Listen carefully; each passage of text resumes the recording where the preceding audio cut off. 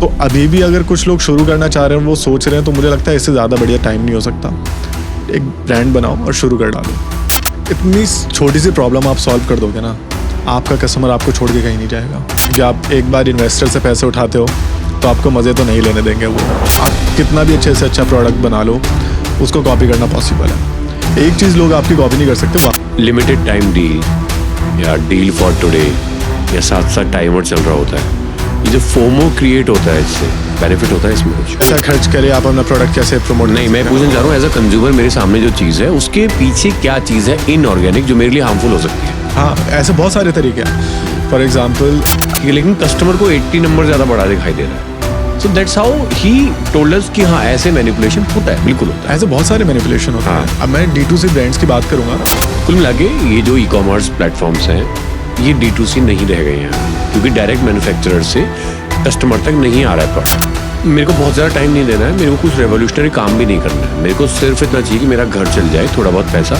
ऐसी कौन कौन से बिजनेस मॉडल्स हैं जिनको आप रेकमेंड करना चाहोगे कि इन कैटेगरीज की तरफ जाकर आप इतना कर सकते हो कि पैसा कमा सकते हो? I am not saying entrepreneur और इन्वेस्टर से पैसा उठाओ, मैं सिंपली ये कह रहा हूँ मेरे घर की दाल रोटी चल जाए। क्या कभी आपके साथ ऐसा हुआ है कि कोई बड़ा ख्वाब देखा हो या कुछ बहुत बड़ा आपको अचीव करना हो, लेकिन कहीं आपको लगा होगा कि लाइफ के सर्कमस्टांसेस या करंट जो मेरे हालात हैं वो शायद अलाइन नहीं हो पा रहे हैं मेरे ड्रीम्स के साथ? तो आज का ये एपिसोड बहुत स्पेशल होने वाला है, क्योंकि आज हमारे साथ यहाँ पर हैं मिस्टर सनी सिंह। अगर मैं आपको एक ओवरव्यू दूं तो सनी कॉर्पोरेट जॉब करते थे, 9 to 5 एक रेगुलर जॉब थी, साथ साथ एक बिजनेस स्टार्ट किया और बिल्कुल जीरो से स्टार्ट किया था। आज सनी की कंपनी है जिसकी वैल्यूएशन 50 करोड़ रुपए से ज्यादा है एंड एक अच्छी खासी लाइफ जी रहा है, बहुत सारे फॉरेन ट्रिप्स करता है, एक लग्जरी लाइफ जीता है। उसके पीछे का जो प्रोसेस होता है कि क्या जो आज मैं ट्रांजिशन देख पा रहा हूँ, जो आउटकम मैं देख पा रहा हूँ, ये इतना स्मूथ था, क्या था, वो जानने की कोशिश करेंगे। आज का एपिसोड किसको सुनना चाहिए? वो लोग जो एंटरप्रेन्योर बनना चाहते हैं, जो कुछ अपना स्टार्ट करना चाहते हैं। तो अगर आप ऐसा कोई ड्रीम लेकर चल रहे हो, ऐसा कोई विजन लेकर चल रहे हो, प्लीज सुनिएगा लास्ट तक, आपको बहुत सारी वैल्यूज मिलने वाली है। आई विल मेक श्योर कि जितना हो सकता है उतना लेमन टर्म्स में मैं इसको रखूं। So let's get started and let's welcome mister Sunny Singh, the businessman Sunny Singh. So Sunny, स्वागत है। Thank you so much Sagar. Sunny, I just want to know about the entire process, how it all started. कैसे ये सब शुरू हुआ, कहाँ आपको लगा कि स्टार्टअप करना चाहिए कुछ? कि ये कोई क्विक स्विच नहीं था, मैं कहूँगा थोड़ी बैक स्टोरी है। क्योंकि मुझे हमेशा से बिजनेस करना था, तो इवेंचुअली वो आइडिया था कि कभी तो ऐसे कुछ अपना स्टार्टअप करना है। पर कुछ प्रॉब्लम्स हमेशा बाकियों की लाइफ जैसे मेरी लाइफ में भी कुछ प्रॉब्लम्स थी, उसकी वजह से मुझे इवेंचुअली तो जॉब से ही शुरू करना पड़ा। तो कुछ सालों तक जॉब की, बट इंतज़ार था कि कोई एक राइट मोमेंट आएगा तो एक ट्राई ज़रूर करेंगे। तो इवेंचुअली जब मुझे एक ऐसा राइट मोमेंट, एक राइट ऑप्शन जब मिला, तो उस आइडिया पे काम करना शुरू किया और इवेंचुअली चीज़ें वर्कआउट हुई और आज एक कंपनी बन गई है। ओके, अगर मैं उस मोमेंट की बात करूं कि एग्जैक्टली क्या था कि क्यों आपने यही कैटेगरी चूज की, लेमन में बात की जाए, so you are selling balloons and other things जो हमारी पार्टी में यूज होती हैं, व्हाई दिस पर्टिकुलर कैटेगरी? पहले तो मैं यही बोलूँगा कि लोग ना थोड़ा कंफ्यूज हो जाते हैं हमारे बिजनेस से। उनको लगता है कि हम सिर्फ बलून्स और पार्टी डेकोरेशंस बेचते हैं, बट हम एक आइडिया बेचते हैं। बेसिकली हमारे प्रोडक्ट्स हैं जो आपको हेल्प करते हैं एक दिन को खास बनाने में। चाहे वो किसी का बर्थडे है, एनिवर्सरी है या कोई वीकेंड है, आप किसी को स्पेशल कैसे फील करा सकते हो, उसके लिए प्रोडक्ट्स एंड सर्विसेज आपको मिलते हैं स्पेशल यू से। इसलिए ब्रांड का नाम भी स्पेशल यू है। और ब्रांड के पीछे की कहानी भी कुछ ऐसी है कि मेरी एक बहुत ख़ास दोस्त का बर्थडे था, तो मुझे उसके लिए कुछ तैयारियां करनी थी। तो मैंने सोचा कि चलो यार अच्छी सी डेकोरेशन कुछ कर लेते हैं ताकि उनको अच्छा लगे। तो मैं फरीदाबाद रहता था, वो गुड़गांव रहते थे। मैंने फरीदाबाद में कुछ ऑप्शंस देखे, गुड़गांव में ऑप्शंस देखे, प्रोडक्ट्स एक्सप्लोर करे, यूट्यूब, इंटरनेट, हर जगह से आइडियाज़ लिए। थोड़ी सी मुश्किल हुई, बट इवेंचुअली मुझे प्रोडक्ट्स का आइडिया लगा और समझ आया कि बड़ी अनऑर्गेनाइज्ड सी मार्केट है। फिर मैंने वो प्रोडक्ट्स इकट्ठे करके जब वो डेकोरेशन की, तो मुझे सब बड़ा वर्थ इट लगा कि यार थोड़ी सी मेहनत लगती है, पर सामने वाले के चेहरे पे जो आप स्माइल लेके आ सकते हो, जो उनका दिन बना सकते हो, कितना वर्थ इट है। बस एफर्ट्स है, लेकिन उस प्रॉब्लम को कोई अगर सॉल्व कर दे तो उसको कस्टमर बहुत प्यार करने वाले हैं। बट जो आप बात बोल रहे हो ये एक थॉट है, जी आपने कुछ खरीदा, आपने डेकोरेट किया एंड यू गॉट इट कि हाँ ऐसा कुछ किया जा सकता है, लेकिन ये अभी भी एक थॉट है, एक आइडिया है। जी What was the process from thought, from idea to execution? क्या वो रोड मैप था? जो पहली किट या पहला प्रोडक्ट आपने लॉन्च किया होगा, क्या था? मुझे प्लीज जितना हो सके ब्रेक डाउन करके बताना है कि मैं इस मार्केट गया, इस दुकान पे गया, ऐसे ऐसे प्रोसेस रहा। तो अब मैंने बहुत पहले से प्लानिंग नहीं की थी, मुझे 1-2 दिन पहले ही ये आइडिया आया। तो ऑनलाइन का ऑप्शन था नहीं, ऑफलाइन मैंने सोचा ऑफलाइन मार्केट जाके लेंगे। ऑफलाइन मार्केट में मेरे को इतने अच्छे ऑप्शंस मिले नहीं, कहीं पे बलून्स है, कहीं पे एक हैप्पी बर्थडे बैनर है, कहीं पे उनकी कलर की चॉइस का कुछ है, या फिर इस तरह के कुछ कुछ आइटम मुझे अलग अलग शॉप से, अलग अलग मार्केट से इकट्ठे करने पड़े। तो पहला वो एक पेन था। फिर मैं नोटिस कर रहा हूँ कि हर जगह मार्केट जिस लेवल की है उस हिसाब से प्राइस है, कोई एक फिक्स्ड प्राइस नहीं है, कोई ऑर्गेनाइज्ड मार्केट नहीं है, क्योंकि कोई ब्रांड ही नहीं था इस मार्केट में। बड़े जेनरिक से प्रोडक्ट होते हैं। बलून्स में आपने कभी किसी ब्रांड का नाम नहीं सुना होगा, तो आपको नहीं पता कि कैसी क्वालिटी रहेगी प्रोडक्ट्स की, इसका राइट प्राइस क्या होना चाहिए, कुछ आइडिया नहीं होता, और कभी कोई इतना ज़्यादा ध्यान भी नहीं देता। तो मैंने इवेंचुअली वो लिया और फिर मैंने डेकोरेशन की। आइडियाज़ के लिए मैंने यूट्यूब चेक किया, इंटरनेट पे से आइडियाज़ लिए, और जब वो डेकोरेशन मैंने खुद अपने आप से की तो उसमें 2 चीज़ें होती है। पहला तो एक, क्योंकि आपने किया है तो एक पर्सनल टच रहता है, और सामने वाले को आपके एफर्ट्स का एहसास रहता है कि ये आपने खुद से अपने हाथों से किया है। दूसरी चीज़ ये रहती है कि आपको ज़्यादा पता रहता है कि आप जिसके लिए कर रहे हो उनको क्या पसंद आएगा। तो वो एक थॉट था खुद से करने के पीछे। अदरवाइज सर्विसेज भी इसका एक ऑप्शन था, बट मैंने सोचा कि मैं खुद से करूँगा। और फिर जो बिजनेस जो शुरुआत हुई वो उसके पीछे एक तरह से आप कह सकते हो मजाक से शुरू हुआ, कि जब वो पार्टी हुई सबको पता चला कि ये मैंने डेकोरेशन किया, तो सबने कुछ लोगों ने मजाक में बोला कि यार ये सर्विसेज की तो बड़ी नीड है, ऐसा तो अगर कोई प्लेटफॉर्म हो जो ये सर्विसेज दे या ऐसे प्रोडक्ट्स दे, क्योंकि लोगों को आइडिया नहीं आते, उनको समझ नहीं आता क्या खरीदे क्या करें, अगर कोई ये नीड फुलफिल कर दे तो it can be a good problem solver. तो ये आइडिया आफ्टर पार्टी में डिस्कस हुआ, और बाकी लोग भूल गए, बट मुझे था कि यार ये आइडिया काफ़ी अच्छा है, इस पे काम किया जाना चाहिए। बट माई क्वेश्चन इज कि आपने बोला कि ये समझ आ गया कि आइडिया ये है, इसके ऊपर मेरे को काम करना है जी।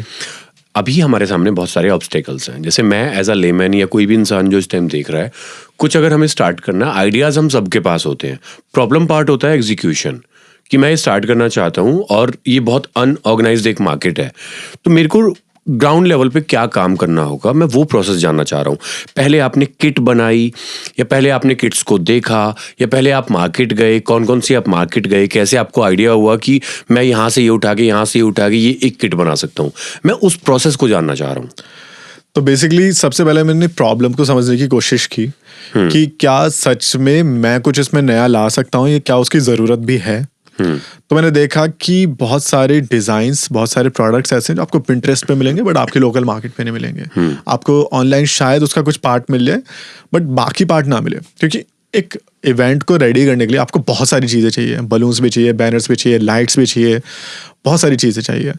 तो उसके लिए कोई स्पेशल प्लेटफॉर्म है, ना कोई एक डेडिकेटेड शॉप आपको मिलेगी। तो मैंने सोचा क्यों ना उसको ऐड ऑन करके, सारे प्रोडक्ट्स को ऐड ऑन करके एक किट बनाई जाए, एक बॉक्स में सारे आइटम डलेंगे, और आप एक ओकेजन, एक इवेंट को उस एक किट बॉक्स से रेडी कर सकते हो। तो मुझे लगा ये एक प्रोडक्ट है जो प्रॉब्लम सॉल्व करता है। अब ये अरेंज कैसे होगा, तो उसके लिए मैंने लोकल मार्केट्स को सबसे पहले एक्सप्लोर किया। फिर उसके बाद में हर लोकल मार्केट के पास में ना आपको एक होलसेलर मार्केट मिलेगी, जहाँ पे आपको वाइड वैरायटी मिलती है डिस्ट्रीब्यूशन के लिए। उनको जाके एक्सप्लोर किया। पुरानी दिल्ली की गलियों में जो बहुत बड़े बड़े इम्पोर्टर्स हैं, ट्रेडर्स हैं, उनसे जाके मीटिंग की, उनको अपनी नीड बताई। तो मिलते हैं लोग, अगर आप अपने आइडियाज़ लेकर जाओगे तो आपको हेल्प करने के लिए बहुत सारे लोग मिलते हैं, क्योंकि बिजनेस उन्हें भी चाहिए, है ना। तो उन्होंने हेल्प की, कुछ राइट प्रोडक्ट्स दिए, मैंने एक सैम्पल रेडी किया, और मेरे पास 2 चॉइस थी, या तो मैं उसको ऑफलाइन सेल करूँ या ऑनलाइन। तो मैंने ऑनलाइन चूज़ किया। मैंने उस किट को ऑनलाइन लाइक Amazon, फ्लिपकार्ट, इस तरह के पोर्टल्स पे लिस्ट किया, और सेल आनी शुरू हो गई। Okay, so basically to conclude this, you are saying कि उसके लिए आपको खुद से एक रिसर्च करना होगा, आपको नियर बाई मार्केट में जाना होगा और जहाँ पर भी आपको स्कोप दिखता है कि यहाँ पर ये प्रोडक्ट मुझे मिल सकता है, वहाँ से आप वो प्रोडक्ट उठाइए। इवेंचुअली मैं यही कहूँगा कि आप अपने आइडिया को थोड़ा सा एक शेप दीजिए पहले अपने माइंड में कि आपको एग्जैक्टली चाहिए क्या। फिर आप अपने आसपास में देखोगे तो एग्जैक्टली ना सही तो उसके आसपास का करीब करीब आपको एक प्रोडक्ट मिल जाएगा जिससे आप शुरुआत करके मार्केट टेस्टिंग, एक वैलिडेशन कर सकते हो। मतलब कि कुछ ओरिजिनल नहीं था यहाँ पे, इट वॉज जस्ट कि कोई चीज़ यहाँ से ली, कोई चीज़ यहाँ से ली, मिलाकर एक यूनिक चीज़ आपने दी। So do you believe in this idea of originality? नहीं, I don't really believe in it.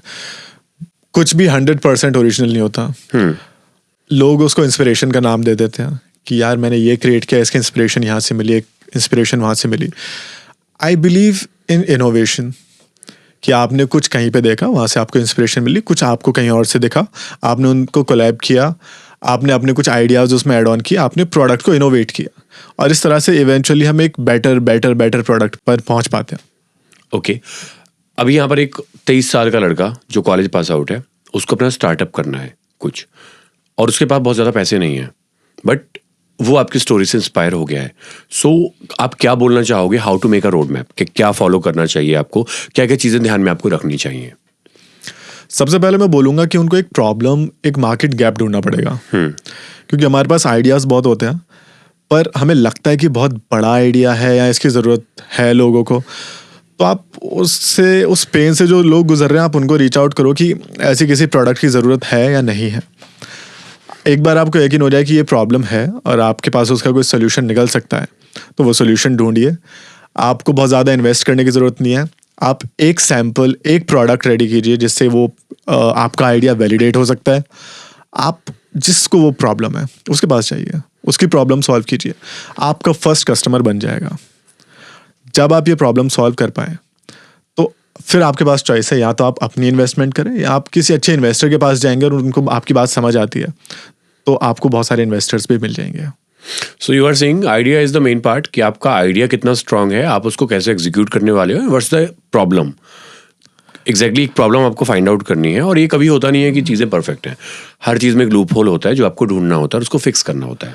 मैं इसका सोल्यूशन बताऊंगा कुछ स्टेप्स में, जैसे कि फर्स्ट स्टेप होगा एक प्रॉब्लम, सेकंड इज आइडिया। अगर प्रॉब्लम नहीं है तो आइडिया नहीं आएगा, तो फर्स्ट स्टेप इज प्रॉब्लम, फिर उसका एक सोल्यूशन आप ढूंढोगे, फिर उसको आप वैलिडेट करोगे, उसके बाद आप एक बिजनेस बिल्डअप कर सकते हो। What is this validation, idea validation? कई बार हमें लगता है कि किसी प्रॉब्लम का सोल्यूशन हमारे पास है बट इवेंचुअली वो प्रॉब्लम उससे सॉल्व नहीं होती है। जैसे मैं एग्जांपल देता हूँ कि हम जब छोटे थे तो न्यूज़ पढ़ते थे कि 2020 तक, 2022 तक उड़ने वाली गाड़ियाँ आ जाएंगी। आज हम देखते हैं तो वो गाड़ियाँ नहीं है। उसके पीछे का रीज़न ये है क्योंकि ऐसी गाड़ियाँ बन चुकी हैं बट उस फ्लीट को, उस लेंथ को सस्टेन करने वाली बैटरीज नहीं है। वो एक बार उड़ान भर सकती है, जेट पैक होते हैं, एक इंसान अपनी पीठ पर पहनेगा और वो हवा में उड़ सकता है, पर वो 1-2 किलोमीटर जा सकता है, वो यूजलेस है। जब तक आप उसको कैरी करके 50 किलोमीटर तक नहीं उड़ सकते हो तो ना तो आप ऐसे जेट पैक किसी काम के, ना उस तरह की कार किसी काम की है। तो आपको उसका परमानेंट एंड एक वैलिड सोल्यूशन ढूंढना पड़ेगा, तब तक आपका आइडिया किसी काम का नहीं है। ओके, सो आपको ग्राउंड रियलिटी पे आना पड़ेगा and you have to find out कि आप इसको कैसे सस्टेन कर पाओगे। एटलीस्ट आपको एक मेन प्रॉब्लम सॉल्व करनी चाहिए। अगर आप एक ट्रांसपोर्टेशन का कुछ व्हीकल बना रहे हो तो चाहे उसमें 4 पहिए नहीं है, आप एक साइकिल बना रहे हो, बट एटलीस्ट वो 20-30 कुछ किलोमीटर का डिस्टेंस कवर कर पाए तब वो साइकिल भी काम की है। अदरवाइज आप एक 4 व्हीलर 8 व्हीलर कुछ भी बना लो, अगर वो ज़्यादा मूवमेंट नहीं कर सकती है तो उसका कोई पॉइंट नहीं है।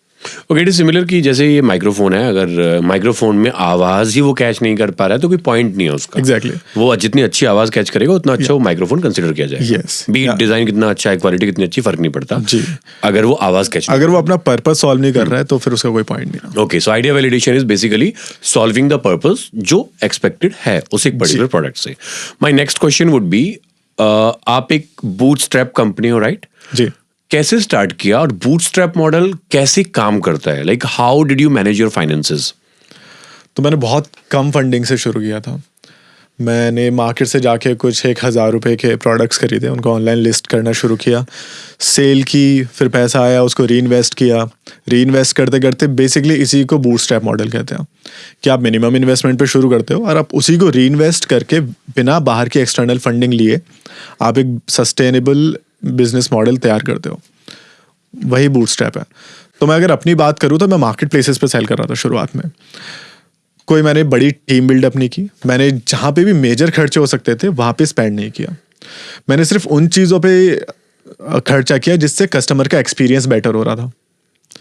तो फॉर एग्जांपल मैंने कोई फैंसी ऑफिस नहीं लिया, मैंने कोई टेक टीम नहीं बिल्डअप की, मैंने कोई बड़ा वेयर हाउस नहीं लिया। घर से शुरुआत की, एक अच्छी पैकेजिंग बनाई क्योंकि कस्टमर एक्सपीरियंस बेटर होगा, हाई क्वालिटी प्रोडक्ट्स ढूंढे क्योंकि वो एक्सपीरियंस में काउंट होता है। सारी चीज़ें वो की जो कस्टमर का एक्सपीरियंस ही बेटर करे, क्योंकि इवेंचुअली आपके कस्टमर को नहीं पता है कि आप कितनी बड़ी कंपनी हो। उस आपके प्रोडक्ट का एक्सपीरियंस ही उसको एहसास दिलाएगा कि उसने कितने बड़े ब्रांड से प्रोडक्ट खरीदा है।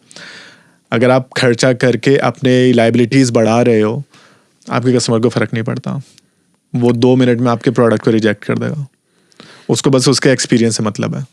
बेसिकली यू आर सेइंग कि आपका जो ऑपरेशंस पार्ट है, आप कैसे ऑफिस में बैठे हो, कहाँ पर आप माल को स्टोर कर रहे हो, उससे फर्क नहीं पड़ता। फाइनल प्रोडक्ट क्या है, पैकेजिंग कैसी है और कस्टमर का एक्सपीरियंस कैसा है, वो मैटर करता है। जी बिल्कुल। और इसी को आप आगे एनहांस कर सकते हो, बढ़ा सकते हो उसको। हाँ, और इन चीज़ों में ज़्यादा खर्चे नहीं है। मज़े की बात यह है कि लोगों का खर्चा आता है एम्प्लॉयज़ पर, इंफ्रास्ट्रक्चर पर, इस तरह की स्टोरेज और ये सब सर्विसेज पे, जो कि आजकल आपको बड़े इजीली शेयर सर्विसेज में भी अवेलेबल है। लाइक आप कोवर्किंग से काम कर सकते हैं, आप शेयर्ड वेयर हाउसेज ले सकते हैं, हर चीज़ के सस्ते ऑल्टरनेटिव अवेलेबल है।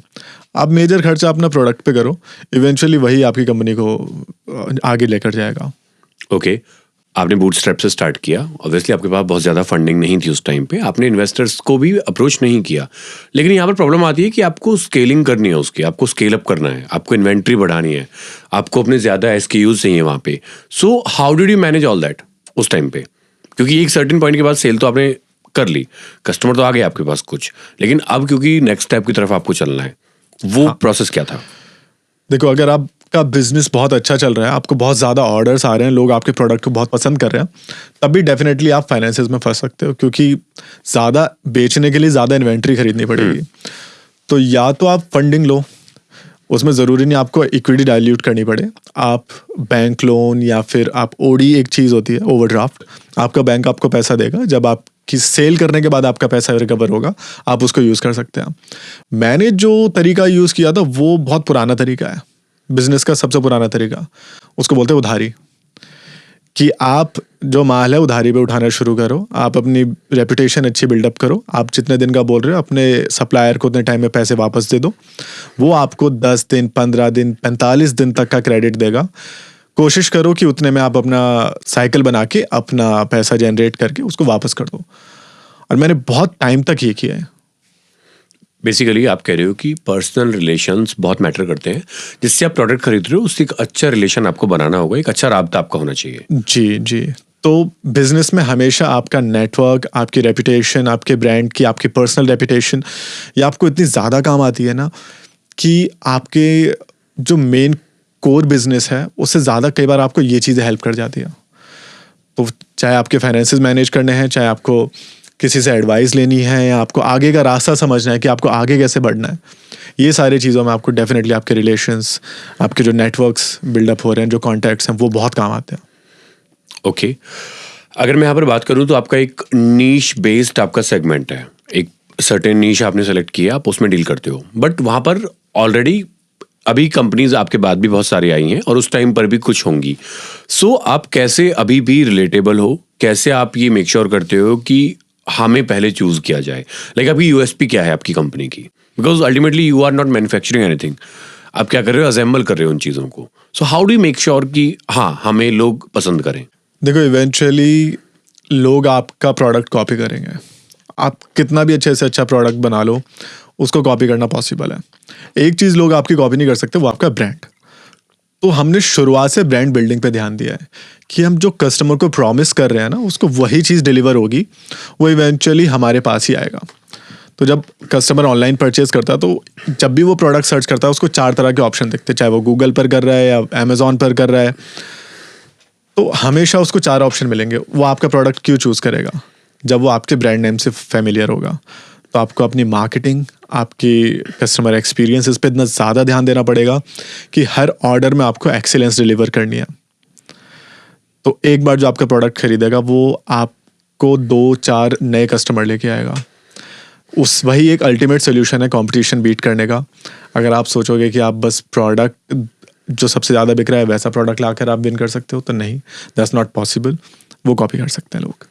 मोटे मोटे तौर पे अगर मैं इसको देखूं यहाँ पे, तो अभी जो हमारे यहाँ पर ट्रेंड चल रहा है स्टार्टअप्स का, एक माइंडसेट होता है यहाँ पे कि कुछ भी स्टार्ट कर दो, इन्वेस्टर्स के पास जाओ, थोड़ी बहुत सेल आ गई, पैसा उठाओ, मजे लो लाइफ के। बहुत सारे लोग ऐसा करते भी हैं। What do you have to say on this, कि क्या अप्रोच है ये, कैसे इसको फिक्स किया जा सकता है, और is it a right road map और राइट माइंडसेट, और व्हाट इज दिस? यार मज़े उड़ाने का तो मैं पता नहीं कि वो पॉसिबल है, क्योंकि आप एक बार इन्वेस्टर से पैसे उठाते हो तो आपको मज़े तो नहीं लेने देंगे वो। बट उसका मिसयूज़ होता है, लोग मेहनत करनी कम कर देते हैं, क्योंकि एक बार पैसा आता है तो हर चीज़ बदल जाती है। आपका काम करने का तरीका, लोगों से आपका बिहेवियर, सब कुछ बदल जाता है। तो इन्वेस्टर्स की मनी उठाने का ये एक और नेगेटिव इम्पैक्ट है। बिजनेस तो ख़राब होता ही है, आपका काम करने का तरीका बदल जाता है। तो मैं इसी वजह से बहुत अवॉइड करता हूँ, क्योंकि मुझे अपने बिजनेस के डिसीजन खुद लेने हैं। मुझे किसी इन्वेस्टर का इन्फ्लुएंस नहीं चाहिए। मुझे नहीं चाहिए कि पैसे से मेरा दिमाग ख़राब हो जाए, क्योंकि पैसा मेरा मेन पर्पस नहीं है बिजनेस करने का। मैं एक्चुअली जिस काम को, जिस आइडिया पे काम कर रहा हूँ, मैं उसको बहुत बड़ा बनाना चाहता हूँ, क्योंकि मुझे जेन्युइनली लगता है जो प्रॉब्लम मैं सॉल्व कर रहा हूँ वो वर्थ इट है। तो पैसा सेकेंडरी यार, पैसा तो आ जाएगा। Okay. लोगों की ये नीड अगर मैं फुलफिल कर दूँ ना, तो मुझे लगता है लोगों में बहुत ज़्यादा प्यार बढ़ जाएगा, जो रेयर है आजकल। लेकिन यहाँ पर ये नहीं हो सकता कि एक जो एंटरप्रेन्योर है, जो भी एस्पायरिंग एंटरप्रेन्योर है या वानाबी एंटरप्रेन्योर है, उसको पहले खुद से सवाल पूछना चाहिए, do I really want to do this, और क्या क्या स्किल्स उसके पास होनी चाहिए स्टार्ट करने के लिए, so that they can identify themselves.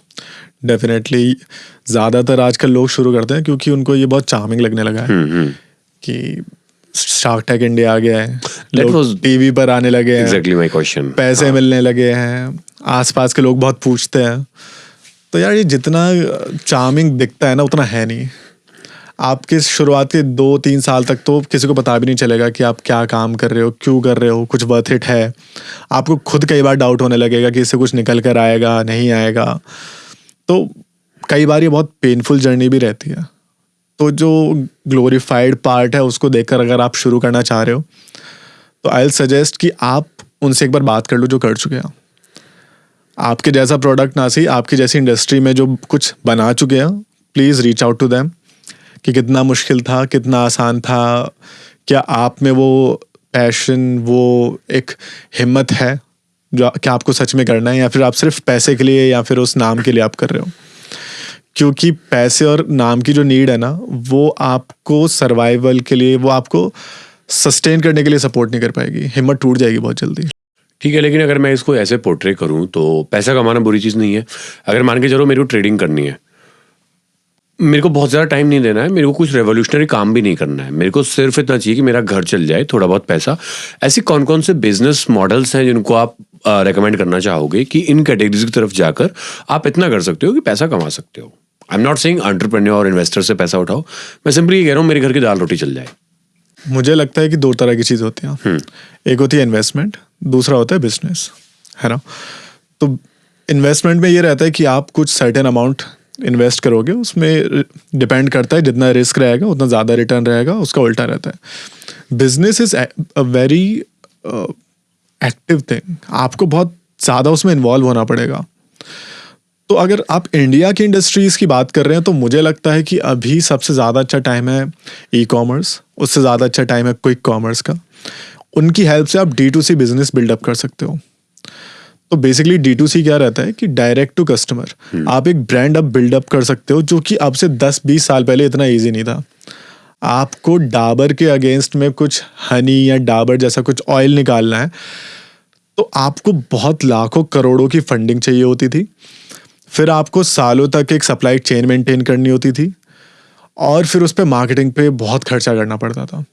ये सारी प्रॉब्लम सॉल्व हो चुकी है अब मार्केट प्लेसेस के आने के बाद।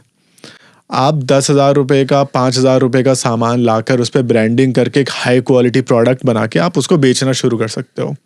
अगर कस्टमर को आपका प्राइस, आपका प्रोडक्ट पसंद आता है तो छोटे लेवल से सही, बट आप शुरुआत कर सकते हो। तो एक एंट्री गेट ओपन हो चुका है। तो अभी भी अगर कुछ लोग शुरू करना चाह रहे हैं, वो सोच रहे हैं, तो मुझे लगता है इससे ज़्यादा बढ़िया टाइम नहीं हो सकता। एक ब्रांड बनाओ और शुरू कर डालो। जो वाइट लेबलिंग होती है, उस तरह के बिजनेस मॉडल में भी जाया जा सकता है कि आप प्रोडक्ट उठाओ कहीं से, अपना लेबल लगाओ उस पे और उसको बेचना शुरू कर दो। That's how you can start. White labelling अलग रहता है। वाइट लेबलिंग होता है जब आप मैन्युफैक्चरर हो और आप दूसरों के लिए प्रोडक्ट बना के उस पर लेबलिंग कर रहे हो उनके ब्रांड नेम की। इसको प्राइवेट लेबलिंग कहते हैं। ओके। कि आपने कुछ भी कमोडिटाइज्ड प्रोडक्ट उठाया, उस पर आपने एक क्वालिटी, एक एश्योरेंस देने के लिए उस पर अपने ब्रांड की लेबलिंग कर दी, जिससे लोग उसको आइडेंटिफाई कर पाए कि हाँ भाई, ये बहुत हाई क्वालिटी का प्रोडक्ट है, ये इस कंपनी के तरफ से आता है और इसमें हमें अच्छा क्वालिटी प्रोडक्ट मिलेगा। ओके, तो ऐसे बहुत सारे लोग करते भी हैं इंडिया में। इवन बहुत बड़े बड़े ब्रांड्स, मैं नाम लेना चाहूँगा यहाँ पे, जो लेकर आते हैं स्पीकर्स, हेडफोन्स चाइना से और यहाँ पर सिर्फ अपना लेबल लगाते हैं और उसको बेचते हैं। एंड बहुत बड़ी बन चुकी हैं ऐसी कंपनीज। हाँ, कुछ लिस्ट होने वाली हैं अब, इतनी बड़ी बन चुकी है। हाँ, कुछ कंपनीज लिस्ट होने वाली हैं। तो ये भी एक तरीका हो सकता है। बिल्कुल हो सकता है। अगर छोटे लेवल पे मैं इसको खेलना चाहूँ, मैं चाइना नहीं जाना चाहता हूँ, तो मैं यहाँ से कैसे ऑपरेट कर सकता हूँ? मेजर सिटीज़ में ऐसे लोग हैं जो चाइना से प्रोडक्ट इंपोर्ट करते हैं और बिना ब्रांडिंग के उन्हें बेचते हैं। आप दिल्ली चले जाओ, दिल्ली की बहुत सारी बड़ी मार्केट हैं। गफा मार्केट हो गई, नेहरू प्लेस हो गया, चांदनी चौक हो गया, पुरानी दिल्ली, ये बहुत सारी ऐसी जगह है जहाँ पे इंपोर्टर्स चाइना से प्रोडक्ट लेके आते हैं, या तो चाइनीज़ ब्रांड नेम पे या फिर बिना किसी ब्रांड नेम के उन्हें वो बेचते हैं। आप उनके पास जाओ, आप उनको बोलो कि आपको ये सेट ऑफ क्वालिटी चाहिए, एक स्टैंडर्ड आपको चाहिए, आप उस पर अपनी लेबलिंग करो, उनसे खरीद के आप बेच सकते हो। आपको कोई ज़रूरत नहीं है चाइना जाने की। चाइना से बस ये रहता है कि आपको वैरायटी थोड़ी सी ज़्यादा मिलेगी वहाँ पे और प्राइस आपका थोड़ा सा कम रहेगा। तो शुरुआत में आपको क्या ज़रूरत है बेस्ट प्राइस की? शुरुआत में तो आपको प्रोडक्ट वैलिडेट करना है ना, कि लोग वो चीज़ पसंद करेंगे जो आप लेकर आ रहे हो। अब दिल्ली से खरीद लो, आप किसी और मुंबई से खरीद लो, मुंबई में बहुत सारे इंपोर्टर्स हैं। ओके, ये हो गया, मैं ले आया वहाँ से प्रोडक्ट, लिस्ट भी कर दिए। How do I make sure कि जितना जल्दी हो सकता है मैं प्रॉफिट कमाने लगूँ? प्रॉफिटेबिलिटी एक फैक्टर होता है, उसके ऊपर कैसे फोकस किया जाए? What should be the correct approach for it? Profitability पे जल्दी भागना भी थोड़ा सा नुकसान दे सकता है, बट इवेंचुअली हमें प्रॉफिट चाहिए। तो मेरा जो अप्रोच रहता है वो है कि आप पहले प्रोडक्ट वैलिडेट कर लो। आप एक माइंडसेट बना लो कि मैं इतने प्राइस पे आगे चल के इसको बेचूंगा, चाहे शुरुआत में आपका प्राइस थोड़ा सा ऊपर नीचे रहे। क्योंकि प्राइस, आपको प्रॉफिट कैसे निकल के आता है? सस्ते में खरीदते हो और महंगे में बेचते हो। सस्ते में आपको कब मिलता है? जब आपका वॉल्यूम बहुत ज़्यादा रहता है। तो आप पहले उसको स्केल अप करना शुरू करो, उसके बाद में आप उसकी परचेज को कम करो, और जब आपका एक ब्रांड बिल्डअप हो जाए तो आप प्राइस को थोड़ा ऊपर भी लेके जा सकते हो। Customer will pay for it, क्योंकि वो आप हाई क्वालिटी प्रोडक्ट बेच रहे हो। बट शुरुआत में प्रॉफिट पे अगर आप ध्यान दोगे तो स्केल अप करना थोड़ा सा मुश्किल हो जाएगा। और ये मैं नहीं कह रहा हूँ, ये सारे बिजनेसेस सब कहते हैं और ये एक्चुअली सच है। सो बेसिकली आप कह रहे हो कि आप पहले अपने प्रोडक्ट जो आप खरीद रहे हो, परचेज कॉस्ट को आपको कम करना होगा। उसके लिए आपको स्केल अप करना है। जितने ज़्यादा क्वांटिटी आप परचेज करोगे, उतनी कम कॉस्ट आपको उसकी पे करनी होगी। ये एक तरीका है। हाँ, या तो आप अपनी परचेज सस्ती करो, या फिर आप अपना सेलिंग प्राइस बढ़ाओ, या फिर दोनों करो, क्योंकि बीच का जो गैप है वही प्रॉफिट है। ठीक है। लो बजट पे अब मार्केटिंग कैसे करें? लो बजट पे आपको मार्केटिंग करनी है, उसके दो तरीके हैं। First is organic keywords. आपको सपोज आप मार्केट प्लेसेस पे सेल कर रहे हो, या फिर आप अपनी वेबसाइट पे सेल कर रहे हो। एग्जांपल लेता हूँ अमेजोन का। अगर आप अमेजोन पे सेल कर रहे हो तो अमेजोन पे अपने प्रोडक्ट को प्रमोट करने के, बेचने के दो तरीके हैं। First is organic, second is inorganic. और ऑर्गेनिक में क्या रहता है कि आप कीवर्ड्स डालते हो, यूनिक कीवर्ड्स, जो कस्टमर जिस कीवर्ड से प्रोडक्ट को सर्च कर रहे हैं। आप राइट कीवर्ड डालोगे, आपका प्रोडक्ट रैंक होने के बहुत अच्छे चांसेस हैं। तो बहुत सारे मार्केट में टूल्स हैं, अमेजोन भी कुछ टूल्स देता है, इंटरनेट पे भी बहुत सारे टूल्स अवेलेबल हैं जहाँ से आप राइट कीवर्ड्स सर्च कर सकते हो और अपने प्रोडक्ट को रैंक अप कर सकते हो। ये ऑर्गेनिक है। दूसरा है इनऑर्गेनिक, कि आप अमेजोन को कुछ पैसे दोगे कि आपके प्रोडक्ट को वो एडवर्टाइज करे, आपके प्रोडक्ट को वो टॉप पे दिखाए, और बदले में वो कुछ कमीशन चार्ज करेगा और आपको सेल आनी शुरू हो जाएगी। ये वही प्रोडक्ट्स होते हैं जिनके ऊपर स्पॉन्सर्ड लिखा होता है। जी। ओके, एक और टर्म है स्टार्टअप इंडस्ट्री में, कैश बर्निंग। ये क्या होती है एग्जैक्टली एंड क्या ये इंपॉर्टेंट होती है? जो इनऑर्गेनिक तरीके की मैं बात कर रहा हूँ, जहाँ पे आप एडवर्टीजमेंट रन करते हैं और उसके बाद आपकी सेल आनी शुरू होती है, इसको बेसिकली कैश बर्निंग कहते हैं। आपका 1,000 रुपये का प्रोडक्ट है, आपने 200 रुपये उसके एडवर्टीजमेंट पे खर्च किए, आपको उसके बाद मार्केट प्लेसेस और जितने भी खर्चे हैं ये सब मिलो के फॉर एग्जांपल आपको 500 रुपये बचे। अब आपका प्रोडक्ट अगर 400 रुपये तक 300 रुपये तक था और आपको कुछ प्रॉफिट मिल रहा है तो ठीक है, अदरवाइज़ आपका प्रोडक्ट भी अगर महंगा है तो वहाँ पे आपका प्रॉफिट ख़त्म हो जाता है क्योंकि आप कैश में ज़्यादा बर्न कर रहे हो। और 200 रुपये का मैंने एग्जांपल लिया, कई बार ये कॉस्ट 30% तक भी जाती है जो कि आपका पूरा प्रॉफिट मार्जिन ख़त्म कर देती है। ओके, क्या इंपॉर्टेंट होता है? Depending on the stage and product type. जैसे अगर आपका ब्रांड ऑलरेडी बहुत पॉपुलर है, आपको कैश बर्न करने की ज़रूरत नहीं है। अगर आपका प्रोडक्ट बहुत यूनिक है और कहीं और पे नहीं मिलेगा तो आपको वो बहुत मिनिमम कैश बर्न करने की ज़रूरत है। ठीक है, आपने किया था? ना के बराबर। क्या टेक्निक्स होती हैं एग्जैक्टली? कुछ ऐसा बताओ जो नहीं होता है हमारे सामने, एज अ कंज्यूमर मेरे सामने नहीं है। मेरे सामने प्रोडक्ट है, उसका नाम है, रिव्यूज है, कुछ तो होगा इसमें जिससे आप और इनऑर्गेनिकली उसको, हाँ, मतलब कुछ ऐसा होगा कि कस्टमर के साथ मैनिपुलेशन यहाँ पर हो रहा है। ऐसे बहुत सारे प्रोडक्ट्स हैं मार्केट में। I don't want to take the names of those brands, but मैं जानना चाहता हूँ कि क्या होता है वहाँ पे।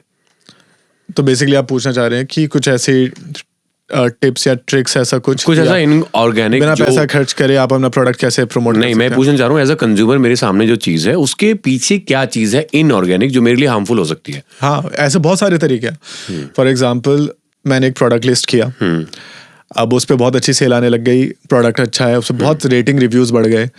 अब मैं दूसरा एक प्रोडक्ट लेके आया हूँ, हो सकता है जिसकी क्वालिटी उतनी अच्छी नहीं है, मैं उनको क्लब करके एक वेरिएशन क्रिएट कर सकता हूँ और जो रिव्यूज रेटिंग है वो सेम ही रिफ्लेक्ट करेंगे।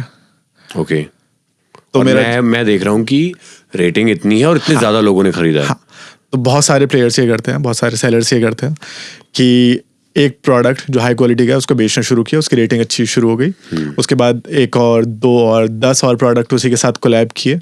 अब कस्टमर को रेटिंग दिखती है अच्छी और वो प्रोडक्ट सिर्फ 4 दिन पहले लॉन्च हुआ जिसकी क्वालिटी का किसी को आइडिया नहीं है। और कैसे कैसे ब्रांड्स खेलते हैं कस्टमर्स के दिमाग के साथ? अच्छा, एक तरीका ये भी होता है कि जो कुछ लोग प्रैक्टिस कर रहे हैं, अभी मेरे सुनने में आया और मैंने देखा भी है कि आपने एक प्रोडक्ट लिस्ट किया, उसके रिव्यूज़ रेटिंग बेटर हो गए, अभी आपका एक दूसरा प्रोडक्ट है जिस पे मार्जिन आपको बहुत ज़्यादा बनता है। अब आपकी ये इमेजेस आप हटा के इस प्रोडक्ट की इमेजेस लगा के उसको सेल करना शुरू कर दोगे। अब जो रिव्यूज़ रेटिंग थी वो ओरिजिनल की इमेजेस पे आई थी, अब जो प्रोडक्ट है वो दूसरा है और आप मार्केट प्लेस आपको अलाउ करता है इमेजेस चेंज करने के लिए, तो इमेजेस के साथ आप पूरा प्रोडक्ट ही चेंज कर देते हो। तो कस्टमर जो देख रहा है रिव्यूज़ रेटिंग वो किसी और प्रोडक्ट के थे जो पहले लिस्टेड था, अब प्रोडक्ट जो अभी लिस्टेड है वो नया प्रोडक्ट है जिसकी क्वालिटी का फिर कुछ पता नहीं है। अच्छा, ये जो होता है लिमिटेड टाइम डील या डील फॉर टुडे या साथ साथ टाइमर चल रहा होता है, ये जो फोमो क्रिएट होता है इससे, क्या ये सच में होता है? बेनिफिट होता है इसमें कुछ? काफ़ी, कस्टमर को, दोनों को, सेलर को ज़्यादा, कस्टमर को भी फ़ायदा है क्योंकि ऐसा हमेशा नहीं चलता है, कभी कभी चलता है। तो सपोज़ कोई सेल्स का इवेंट है, दिवाली सेल है या बहुत सारी सेल्स आती रहती है ऑनलाइन, तो उस पीरियड में आपको डेफिनेटली सस्ती प्राइजेस मिलते हैं। उस टाइम पे सेलर और मार्केट प्लेस दोनों कॉम्प्रोमाइज़ करते हैं अपने प्रॉफिट में, उसका बेनिफिट कस्टमर को पास ऑन होता है। यूजुअली डिपेंड करता है कि प्रोडक्ट कितना बेस्ट सेलर है, जो बहुत अच्छा सेलिंग प्रोडक्ट नहीं है उस पर ज़्यादा डिस्काउंट रहता है, बट ये एक्चुअली कस्टमर के लिए बेनिफिशियल है। Deepinder Goyal the founder of Zomato, उन्होंने एक पॉडकास्ट में बात बोली थी कि लिस्टिंग आती है 80% ऑफ अप टू ₹50, तो उन्होंने कहा 80% ऑफ नहीं है, या एक नंबर था वहाँ पे ₹50 का ऑफ है, ठीक है, लेकिन कस्टमर को 80 नंबर ज़्यादा बड़ा दिखाई दे रहा है। So that's how he told us कि हाँ, ऐसे मैनिपुलेशन होता है, बिल्कुल होता है, ऐसे बहुत सारे मैनिपुलेशन होते हैं। अब मैं D2C ब्रांड्स की बात करूंगा तो D2C ब्रांड सिर्फ ऑनलाइन सेल कर रहे हैं, उसका MRP उनके हाथ में है, तो प्रोडक्ट उन्हें 1,000 रुपये का बेचना है बट MRP वो कुछ भी डाल सकते हैं, वो 2,000 रुपये MRP डालेंगे और आपको 50% ऑफ दिखाई देगा। वो तो हर प्रोडक्ट्स पे होता है, लेकिन ये जो होता है लिमिटेड टाइम डील, तो इसमें कितना होता है झोल? क्या सच में इसको यार इतना डिस्काउंट, मेजर डिस्काउंट होता है? थोड़े बहुत पैसे कम करके बस दिखा दिया जाता है लिमिटेड टाइम डील? नहीं, डिपेंड करता है डील्स की टाइप क्या है। लिमिटेड टाइम डील में एक्चुअली आपको लिमिटेड टाइम के लिए डील्स मिलती है, बट वो रियकर भी होती है। तो आपको हो सकता है हर हफ्ते वो डील मिल जाए, या फिर साल में 50 बार आपको वो डील मिले, पर आपको दिखाया जाता है लिमिटेड टाइम डील। ये डू यू बिलीव कि ऑनलाइन प्रोडक्ट सस्ते मिलते हैं अगर कंपेयर करोगे ऑफलाइन से?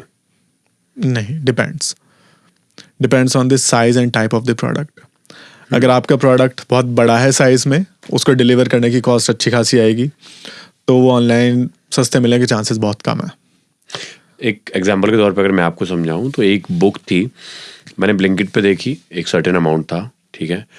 लकीली मैंने उसको अमेजोन पे चेक कर लिया कि मैं प्राइस चेक करता हूँ मैं कितना पे कर रहा हूँ। मेरे को इतना अर्जेंट तो बुक नहीं चाहिए कि 10 मिनट में आ रही है, कि अगर आज रात को नहीं पड़ी तो मैं मर जाऊंगा, ऐसा कुछ था नहीं। सो मैंने अमेजोन पे चेक किया, उससे ऑलमोस्ट 25% कम था अमेजोन पे।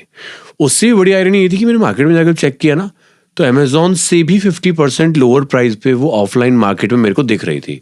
एंड मैं ऐसे बैठ गया कि क्या चल रहा है ये स्कैम। अमेजोन पे दिखा रहा है हम बहुत सस्ती दे रहे हैं, लिमिटेड टाइम डील है। ब्लिंकिट दिखा रहा है हम भी सस्ती दे रहे हैं, 10 मिनट में पहुंचा रहे हैं, लेकिन एक्चुअली मेरे को सस्ती मिल रही है ऑफलाइन मोड में। So I want to know about this entire process, कि दिमाग के साथ हमारे कैसे कैसे खेला जा रहा है कस्टमर्स के। यार ये कोई ज़्यादा बड़ा साइंटिफिक गेम नहीं है, बेसिकली सब अपनी कॉस्ट निकालने में लगे हुए हैं। लेकिन इसमें तो फिर दो कॉस्ट इन्वॉल्व होगी ना। एक तो आप कह रहे हो कि जैसे आपका एग्जांपल लेता हूँ मैं, आपने कहीं से प्रोडक्ट उठाया, ठीक है, उस आदमी की कॉस्ट इन्वॉल्व है, उसने भी कहीं से उठाया होगा मैन्युफैक्चरिंग से, किसी सेटअप से, वहाँ पे कॉस्ट इन्वॉल्व थी। अब बीच में एक पूरा चेन बनी है जहाँ पर कुछ होलसेलर्स आए हैं, इनकी कॉस्ट इन्वॉल्व हो गई, यहाँ पर इनका कमीशन इन्वॉल्व हो गया, फिर वो आप तक पहुँचा है। अब आपके एंड पर एक कॉस्ट इन्वॉल्व है, वहाँ पे प्रॉफिट रखोगे, आपकी पैकेजिंग हो गई, आपके जो लेबरर्स हो गए उनका खर्चा हो गया, आपकी मार्केटिंग का खर्चा हो गया, ठीक है, ये आपने कर दिया। यहाँ तक इतने सारी चेन बन चुकी है। अब ये एक प्लेटफॉर्म पे गया, अब यहाँ पर उस प्लेटफॉर्म का भी एक कमीशन है, तो यहाँ पर ऑफलाइन मोड से ज्यादा कमीशन नहीं आ रहा है। मतलब मुझे ऐसा लग रहा है कि ऑफलाइन मोड में शायद इससे कम मिडिलमैन हमें देखने को मिलते हैं, अगर मैं इसको कंपेयर करूं तो। आपने बहुत सही पॉइंट पकड़ा है ये। तो इवेंचुअली D2C ब्रांड्स की शुरुआत ही ऐसी हुई थी। D2C means direct to customer, direct to consumer. मतलब कि मैन्युफैक्चरर प्रोडक्ट बनाएगा, सीधा कंज्यूमर को बेच देगा, बीच के जो मिडिलमैन है, होलसेलर, रिटेलर, ये सब को एलिमिनेट कर देंगे, जो मार्जिन है वो कस्टमर को पास ऑन कर देंगे। तो दोनों का फायदा है, कस्टमर का भी और मैन्युफैक्चरर का भी। बट होता क्या है, उसके बाद में आता है बीच में मार्केट प्लेसेस। अगर आप अपनी वेबसाइट से भी बेच रहे हो तो आपको एडवर्टीजमेंट करनी पड़ेगी गूगल पे। तो उसके बाद कॉस्ट आती है डिलीवरी की, और फिर उसके बाद सेलर को कॉस्ट बेयर करनी है रिटर्न्स की भी। तो इस सब में जो आपको कन्वीनियंस दिया जा रहा है ना, उसके बदले में आपसे पैसा चार्ज करना पड़ेगा उन्हें।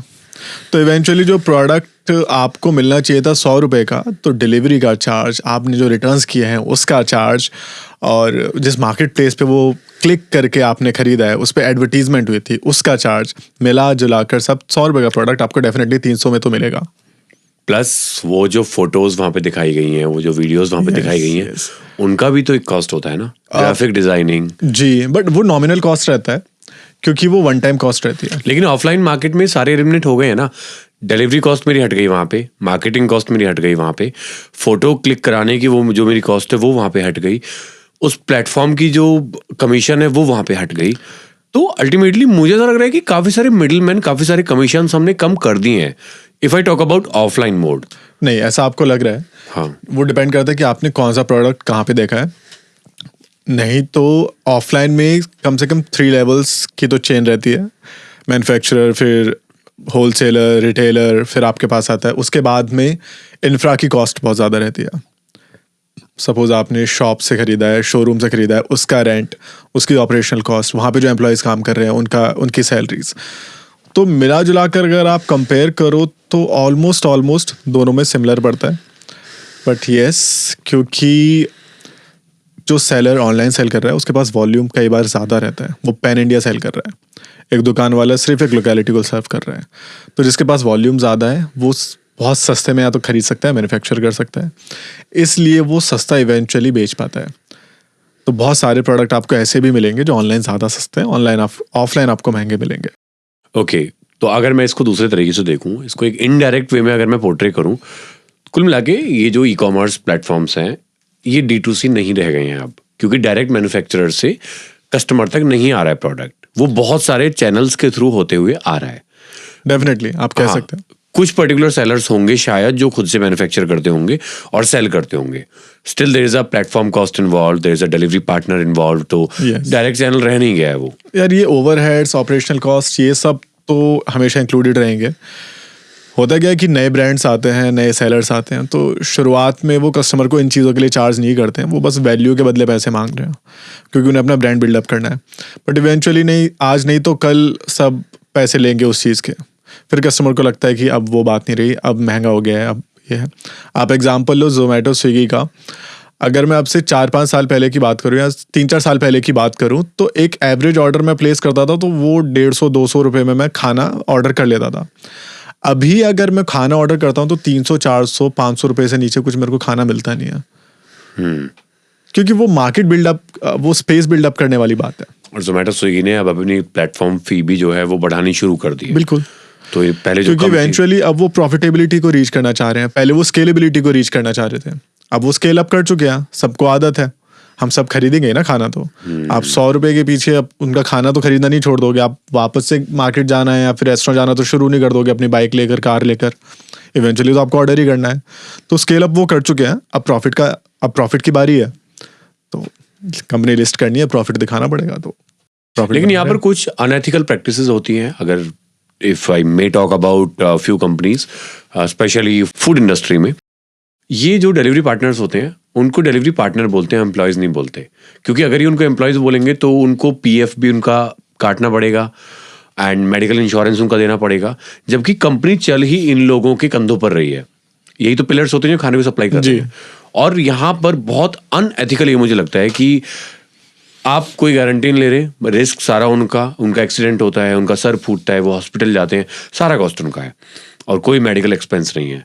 बहुत अनएथिकल मुझे लग रहा है कि वहाँ भी अभी एक चीज़ फिक्स करके, एक चीज़ का सोल्यूशन देकर बाकी चीज़ों को इन्होंने बहुत अनऑर्गेनाइज कर दिया है। इसमें दोनों तरह के पहलू है। पहली चीज़ तो एक तरह से अनएथिकल है, क्योंकि आप कंपनी में प्रॉफिट या फिर अपनी कंपनी की ग्रोथ कैसे देखते हो, असेट से ज़्यादा लायबिलिटी का। अब आपने अपने एम्प्लॉयज़ को लायबिलिटी मान लिया है, इसलिए आप उनको सैलरी पे नहीं, पेरोल पे नहीं, आप उनको बेनिफिट्स नहीं दे रहे हो, गिग वर्कर हैं वो। या हाँ, क्योंकि आप उनको लायबिलिटी कंसिडर कर रहे हो। पर एक इसका दूसरा पार्ट ये भी है, क्योंकि मैंने कई बार ऐसे लोगों से बात की है, वो खुद सैलरी पर काम नहीं करना चाहते। आप किसी डिलीवरी गाय को रोक के उनसे पूछो कि आप सैलरी पे जॉब करना चाहोगे या फिर आपको कमीशन बेसिस ये सही लग रहा है। मैंने जितनी बार पूछा है, उन्होंने हमेशा बोला कि मुझे कमीशन पे काम करना है, क्योंकि इवेंचुअली उनको फ्रीडम मिल रही है। फ्रीडम ठीक है, बट अगर इसको दूसरे पॉइंट से देखा जाए तो आप जिनको बोल रहे हो कि 10 मिनट में तुम सामान पहुंचा दो, तो यहाँ पर रिस्क बहुत बड़ा इन्वॉल्व है। आप रोड पे चल रहे हो, एटलीस्ट एक मेडिकल इंश्योरेंस होना चाहिए। बिल्कुल, ये मैं बिल्कुल एग्री कर रहा हूँ कि आपके साथ जो एसोसिएटेड हैं वो आपके स्टेक होल्डर्स हैं, वो आपका ब्रांड को आगे लेकर चल रहे हैं, तो डेफिनेटली आपको उनको अश्योर करना चाहिए, आपको उनका ख्याल रखना पड़ेगा, क्योंकि वो भी आपके ब्रांड बिल्डिंग का पार्ट है। Okay, my next question would be about loyal customer base. तो किसी एक कंपनी के लिए कितना इंपॉर्टेंट होता है आज के एरा में, क्योंकि बहुत फास्ट पेस लाइफ हो गई है और हर रोज हजारों लाखों हमें ब्रांड्स जो है नए सुनाई देते हैं, नए रजिस्टर होते हैं, कितनी चीजें नई पेटेंट हो रही हैं। तो यहाँ पर एक लॉयल कस्टमर कैसे बनाया जाए और कितना इंपॉर्टेंट वो रोल प्ले करते हैं, या फिर डेली का वो शफलिंग वाला गेम ठीक होता है? लॉयल कस्टमर, अगर आप D2C में बात कर रहे हैं, ई कॉमर्स में, आजकल इंडिया के ऑनलाइन कस्टमर की सबसे बड़ी प्रॉब्लम है कि भाई ऑनलाइन दिखता कुछ है, मिलता कुछ और है। इतनी छोटी सी प्रॉब्लम आप सॉल्व कर दोगे ना, आपका कस्टमर आपको छोड़ के कहीं नहीं जाएगा, पहली चीज़। दूसरी चीज़ है कि आपका कस्टमर हमेशा एक्सीलेंसी आपसे एक्सपेक्ट करेगा। आपकी फैक्ट्री में अगर 100 बॉक्सेस एक बार में रेडी हो रहे हैं हर घंटे, हो सकता है उनमें से कुछ डिफेक्टेड हो, कुछ ख़राब हो, तो अगर आप नेग्लिजेंस करके उनको निकलने दे एक डब्बा भी, तो वो एक डब्बा जिस कस्टमर के पास जाएगा ना, वो आपके ब्रांड को ख़राब कर सकता है। एक एग्जांपल देता हूँ कि आप किसी ब्रांड के कस्टमर हो, आपको उसका प्रोडक्ट बहुत ज़्यादा पसंद आया, आप उसको बहुत पसंद कर रहे हो, अब आपने इवेंचुअली खरीदना शुरू किया, पर एक दिन जिस दिन आपके पास खराब प्रोडक्ट आ गया ना, आप उस दिन से उसका कस्टमर नहीं रहोगे और आप आगे भी किसी को प्रमोट नहीं करोगे। तो ब्रांड के साथ ये चैलेंज है कि आप उनको कॉन्टिन्यूसली एक्सीलेंस ही डिलीवर करनी रहती है। लेकिन यहाँ पर तो फिर ज़्यादा रिस्क हो गया क्योंकि डिलीवरी आपके हाथ में नहीं है। नहीं, डिलीवरी से मेरा मतलब है कि नहीं, अगर डिलीवरी में कोई प्रोडक्ट डैमेज होता है, बहुत बार ये भी तो हो सकता है ना। यार वहाँ पे आपको अपने कस्टमर को वो ऑप्शन देना ही पड़ेगा कि अगर उनको डैमेज्ड प्रोडक्ट मिल रहा है तो वो उसको रिटर्न कर सकते हैं। क्वालिटी ख़राब नहीं होनी चाहिए आपके प्रोडक्ट की, वो आप कंट्रोल कर सकते हो। Okay, if I may ask you, Agra में एक बाज़ार है हींग की मंडी। वहाँ पर आप कोई भी मॉडल ले जाओ, आप जिम्मी चू ले जाओ, आप एडिडास ले जाओ, आप नाइकी ले जाओ, वो डिट्टो आपको बना के दे देंगे और बहुत कम कीमत पे। क्वालिटी भी आप चूज़ कर सकते हो कि मेरे को सोल ऐसा चाहिए, लेसेस ऐसे चाहिए। तो क्या मैं उन प्रोडक्ट्स को बेच सकता हूँ अमेजोन पे कॉपी बनवा के? नहीं, अलाउड नहीं है, इलीगल है। किसी भी मार्केट प्लेस पर आप काउंटरफीट प्रोडक्ट्स कॉपीज नहीं बेच सकते। अगर मान के चलो सेम मॉडल एडिडास का मैं ए के बाद डबल डी लगा देता हूँ, तब मैं बेच सकता हूँ? फिर उसके अच्छा, आप सिमिलर नेम की बात कर रहे हो? हाँ, एबीबास। आप बेच सकते हो बट वहाँ पे फिर लीगल इश्यूज आएंगे, तो वहाँ पे अमेजोन कुछ नहीं, वहाँ पे वो ब्रांड आपके ऊपर एक्शन ले सकता है। बट वो कैसे लेगा अगर मैंने नाम चेंज कर दिया, मैंने एडिडास का एबीबास कर दिया तो? वो आप बेच सकते हो। I am not really sure कि कस्टमर आपको खरीदेंगे नहीं खरीदेंगे, बट डेफिनेटली आप ट्राई कर सकते हो अगर वो ब्रांड नेम रजिस्टर्ड नहीं है तो। और डिज़ाइन का होता है कुछ? डिज़ाइन सारे पेटेंटेड होते हैं मोस्टली तो जितने भी बड़े ब्रांड्स हैं वो अपने डिज़ाइन के राइट्स लेते हैं, तो आप डिज़ाइन कॉपी नहीं कर सकते। लेकिन ये आपके सेगमेंट में लागू नहीं होता है? हमारे सेगमेंट में लागू होता है, बट आप डिज़ाइन का राइट्स ले सकते हो। सेट ऑफ कॉम्बोज या सिमिलैरिटीज़ के आप राइट्स नहीं ले सकते। आप किसी कलर का राइट नहीं ले सकते, आप सेट ऑफ डिज़ाइंस का राइट नहीं ले सकते। कुछ आपने खुद ओरिजिनल डेवलप किया है तो उस चीज़ के राइट्स होते हैं। हमारे पास हैं कुछ प्रोडक्ट्स के राइट्स, बट वो लिमिटेड स्कोप रहता है। ऐसा होता है इमेजेस चोरी होती हैं बहुत ज़्यादा। कुछ बताओ कि क्या प्रोसेस होता है? आपका हुआ है? बहुत ज़्यादा हुआ है तो आपने कैसे एक्शन लिया? बहुत बड़े बड़े ब्रांड्स हैं जिन्होंने हमारे प्रोडक्ट्स कॉपी किया। तो मार्केट प्लेसेस लाइक अमेजोन, वहाँ पे आपको राइट रहता है कि अगर कोई भी आपकी इमेजेस कॉपी कर रहा है तो आप उसके ऊपर एक्शन ले सकते हो।